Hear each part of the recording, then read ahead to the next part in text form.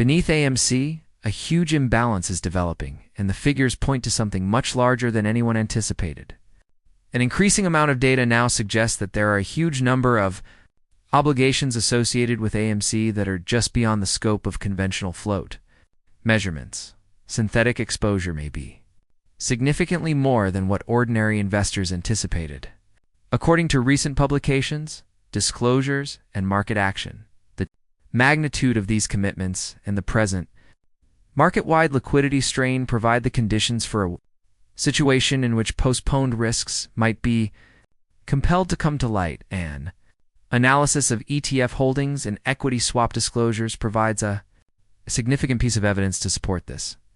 Morningstar's ETF holdings alone accounted for around 14.95 billion AMC-related shares, according to one prominent analyst, while a different set of total return swap positions showed an extra increase of more than 313 million AMC shares. The total exposure is 15.21 billion shares when these figures are added together.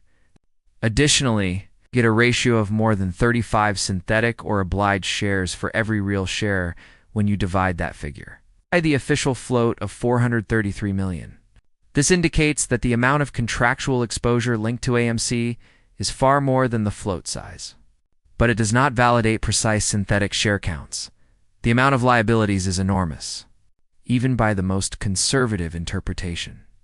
And it depicts a situation in which short sellers would be stretched well beyond what the market can sustain in the case of a liquidity crisis or forced recall. Additionally, this reframes the dilution debate. Many investors are concerned that newly approved shares would give short sellers a way out. However, even issuing the entire 550 million authorized shares would hardly address the issue if the synthetic exposure is actually in the multi-billion area. Not a single one of the pending responsibilities would be resolved. At least 14.5 billion obligations would still need to be paid. Even if shorts were given all 550 million new shares right away. Therefore, while fresh shares might give the company liquidity, they won't be able to significantly reduce short positions that are overly leveraged. Institutional buying activity has recently increased, even though AMC is trading below $5. Increased accumulation is confirmed by multiple filings, and this pattern is notable. When institutions observe changing market dynamics, particularly in times of liquidity stress, they usually take early action. Institutions with long positions frequently benefit when market liquidity declines and recall risks increase.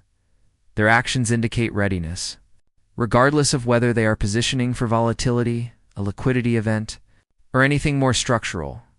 Online analysts have noted that there doesn't seem to be a long-term answer for short sellers. They have the power to suppress a price, halt momentum, and postpone delivery. However, the fundamental contractual duties are still in place. Purchasing shares is the only real solution, which paradoxically raises demand. Several market analysts claim that the companies responsible for producing excessive synthetic exposure have also bought AMC shares. Presumably in an effort to partially protect themselves from their own positions, AMC has also been revisited by mainstream commentators.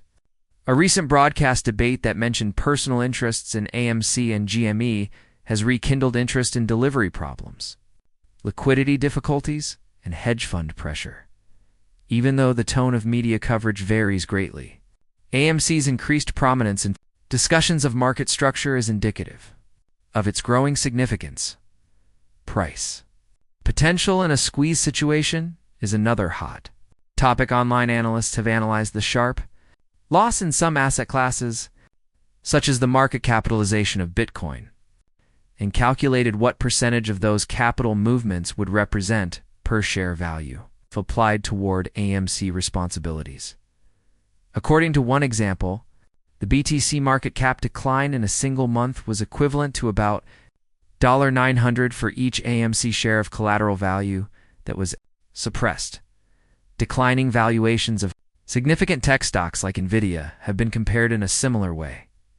It is argued that these assets might have been used as collateral in intricate market transactions, and that the capacity to suppress sharply shorted stocks deteriorates as their value declines. These comparisons show the amount of value that has been present in the system and may be replicable if suppressed positions unravel. But they are not price forecasts. Even a $1,000 share now would only be worth $100 before the split. Additionally, it is easier to comprehend price volatility during forced liquidation when synthetic exposure is taken into account, although the mechanics demonstrate why significant volatility is structurally feasible. No particular result is guaranteed. The investments made by AMC, including its stake in the higher raft of mining, are another important topic of conversation. AMC may have made between $20 and $25 million during the quarter from this investment. It's based on recent price changes. This momentum has the potential to improve AMC's Q for financials. However, as soon as HICRA started to rise, unfavorable articles questioning its price surfaced, according to observers. These stories might be meant to drive down the price of HIFUT, because a drop in HIRAFT tangentially impairs AMC's performance in the market. GOT short sellers who want lower prices too lessen their exposure to the market, profit from a weaker AMC narrative. The community has frequently observed this kind of pattern, where unfavorable publicity only appears when a stock starts to have positive spillover effects. Additionally, we observe more general instances of synthetic activity in the market. Millions of shares were sold in a recent GNS case, even though many of those shares were fictitious. Despite the fact that those shares had not yet been issued, brokers allegedly used prospective future ATM shares as locates for short positions. The CEO openly said that the company had not altered its ATM program, which raised concerns about how such high volumes might have entered the market. In theory, AMC may be subject to the same reasoning whenever new authorizations are granted. This may lead to short-term downward pressure, but it doesn't address the underlying problem of multi-billion-dollar synthetic commitments. If anything, it increases the number of exposure layers. Some institutions kept trading the impacted shares, even after a lawsuit about naked shorting techniques was filed.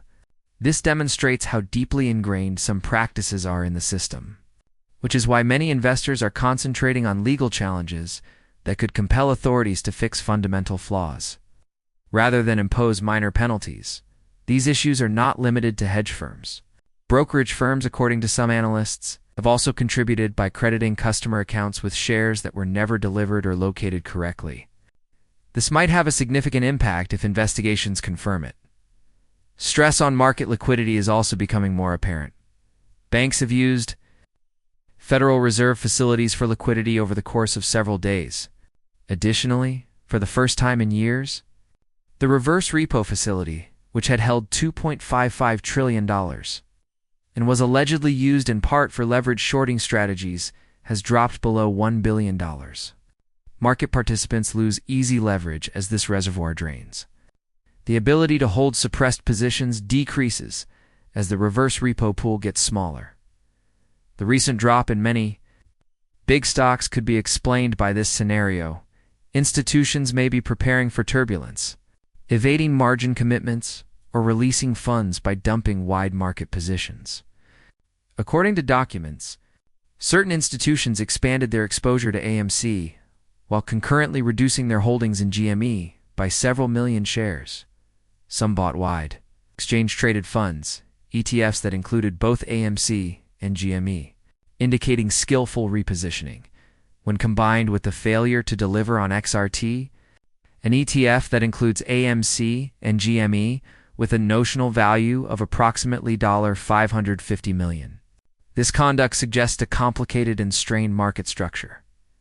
In conclusion, AMC continues to be closely linked to wider market stress due to the increasing amount of synthetic exposure, worsening liquidity conditions, changing institutional behavior, and mounting legal pressure.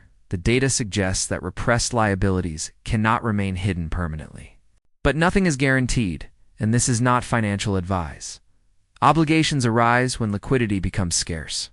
And given the size of AMC's exposure, any forced settlement could cause excessive volatility. That's all we've got for you today. Guys, how do you feel about the shares of AMC? Participate and share your thoughts in the comments section below. I appreciate you watching.